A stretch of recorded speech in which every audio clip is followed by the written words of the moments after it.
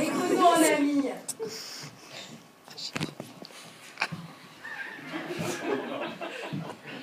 Il est malheureusement établi que vos griefs sont fondés et que monsieur le baron Larade s'est rendu coupable envers vous d'une incontinence de langage.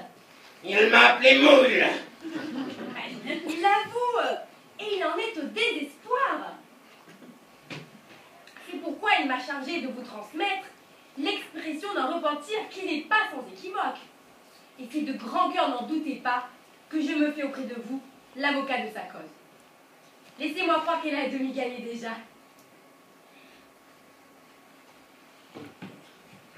Raisonnons. Vous n'ignorez pas que monsieur le baron Larade est une des notabilités les plus justement appréciées de notre petit coin provincial. Homme de tenue, respectueux de nos institutions, ami de l'ordre et de ses gardiens. Il honore votre caractère à l'égal de votre personne. Dieu! Et il vous serait reconnaissant Jusque dans la nuit du tombeau. si, usant de la miséricorde et du droit d'indulgence à qui a tout passé irréprochable, vous consentiez à oublier la faute en faveur du remords qui l'expie. Je m'associe pleinement pour mon compte au vœu de ce parfait galant homme. Et un peu de charité, sacrebleu. Dieu ne veut pas la mort du pécheur. Vous-même, d'ailleurs, il faut bien le dire, avez rendu compréhensible l'écart de langage en question par votre double interprétation, d'abord excessive, puis absurde, d'une réglementation, tranchons le mot, élastique. Retirez votre plainte, croyez-moi.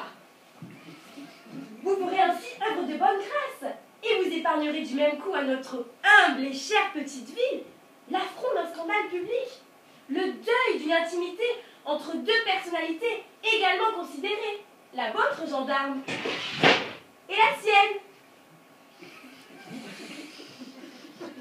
Mais répondez donc quelque chose, c'est exaspérant à la fin. Soit. Je répondrai en ces termes. Avez-vous dit que j'étais une moule, oui ou non? Je l'ai dit. Bien. Le pensiez-vous? Moi? Mais pas un instant. Pas une minute. Pas une seconde. Vous jurez? Sur mon honneur. Eh bien, vous n'en êtes donc que plus coupable. Homme sans pitié! Voyons, gendarme. Vous ne voudriez pas, pour une sottise qu'il est le premier à déplorer, infliger un homme de 65 ans, justement orgueilleux d'une vie qu'il ose proclamer sans tâche, une fin qui détruirait et que la honte d'un casier judiciaire empoisonnerait à jamais. Et vous demeurez indifférent à une douleur si ingénue. Et l'acte de contrition où s'humilie ce pauvre homme ne vous apparaît pas comme la plus éclatante de toutes les réparations? Quel appétit de vengeance! Non, monsieur. De justice.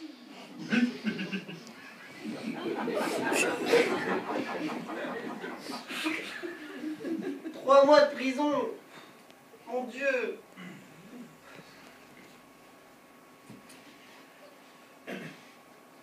Voyons, gendarme, vous êtes père de famille. De lourdes charges vous incombent. Sans vouloir me faire l'apôtre de certaines revendications sociales, j'oserais dire que l'État ne reconnaît pas toujours avec la générosité souhaitable le mérite de ses serviteurs. Le militaire n'est pas riche, comme le dit la chanson célèbre. Si je pensais qu'une petite indemnité de 2 voire 300 pièces. Êtes-vous fou, baron? Vous dites? Je dis que c'est une petite somme de 25 000, Tentative de corruption envers un fonctionnaire public. Je porte plainte entre les mains du dépositaire des lois. Ça y est! Quoi? Le délit est flagrant! Article 179. 3 à 6 mois, c'est bien ça. 6 mois de prison? 6 mois de prison, gendarme à la fin, prenez garde! Vous dites? Baron! La moutarde me monte, gendarme! Je commence à me demander à quelles extrémités fâcheuses! Menace à agent de la force publique dans l'exercice et à l'occasion de ses fonctions. Je requiers contre les délinquants l'application de l'article 224. C'en est trop! Oh, du calme!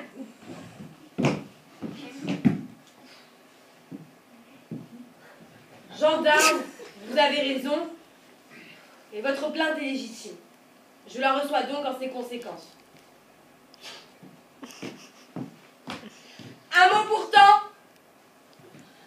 Vous avez l'heure?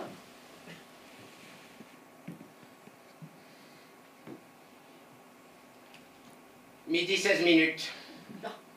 Vous avancez. Non. Si. Faites excuses. J'ai réglé ma montre ce matin sur l'horloge de la caserne. De la caserne. De la caserne.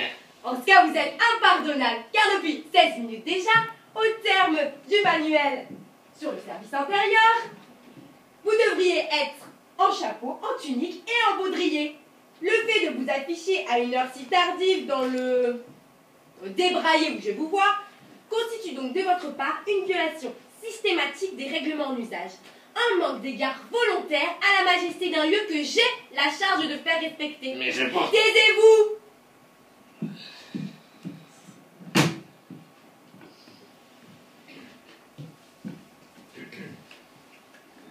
Je crois devoir signaler à l'attention de monsieur le commandant de place l'attitude du gendarme Labourbourax, qui, dans un but évident de provocation, affecte d'étonner le palais de justice par l'inconvenance de sa tenue. Portez ce mot à son adresse. Je suis ici pour recevoir et exécuter les ordres. La lettre sera donc remise à son destinataire. Je l'espère bien. Je me permettrai pourtant de faire remarquer au juge qui m'interlocute qu'avec un motif pareil, je n'y couperai pas de mes 30 jours.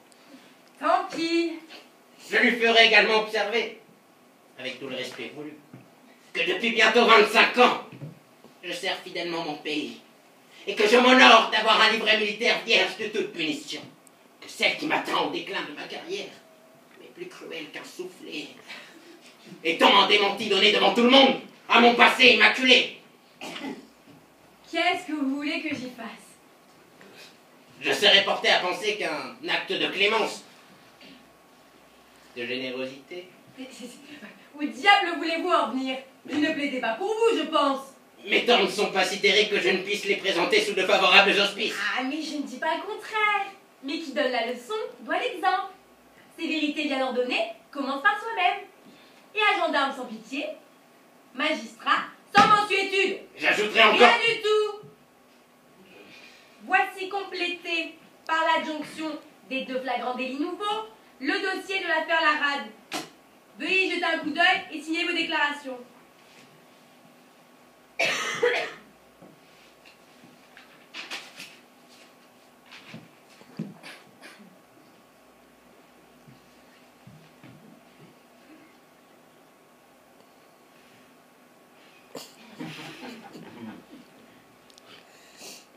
Le gendarme est sans pitié. Mais il n'est pas sans grandeur d'âme. Oh, c'est à son éloge. Que faites-vous? J'abdique mes revendications par égard pour une tête chenue. Comme vous voudrez. Vous retirez votre plainte? Vous retirez votre plainte? Mais gendarme, vous êtes une moule! Hein?